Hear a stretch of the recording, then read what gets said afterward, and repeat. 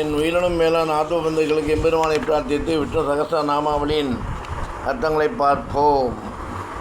அசல துரியோதனன் முதலான தீயவர்களால் அசைக்க முடியாதவர். சல தன் அடியவரின் சொல்லை மெய்யாக்க தன் சொல்லை பொய்யாக்கவும் தயங்காதவர். பீஷ்மருக்காக ஆயுதம் எடுத்தார். அமானி பக்தர்கள் விஷயத்தில் தன் மேன்மையையும் பார்க்காதவர். பாண்டவர்களுக்காக தூது சென்றவர். மானத பக்தர்களுக்கு கௌரவம் கொடுப்பவர். மான்ய பக்தர்களுக்கு கீழ்ப்படிந்து அவர்களுக்கு மேன்மையை தருபவர்.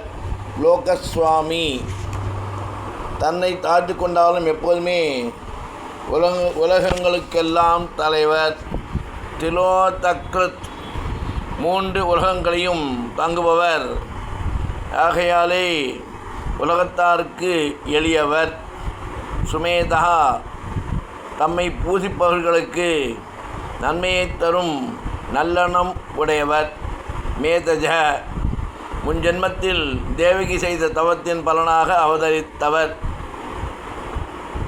தன்ய அடியார்களின் பிரார்த்தனைக்காக பிறந்ததை தனக்கு பெரும் பேராக கருதுபவர். இப்படியாக 760 நாமாவளி அர்த்தங்களை பார்த்தோம். தொடர்ந்து பார்க்க வேண்டும் என்று எம்பெருமானை பிரார்த்தித்து அனைவருக்கும் ஆசீர்வாதம். எம்பெருமான ராமானுஜரின் திவ்ய திருவடிகளே சரணம்.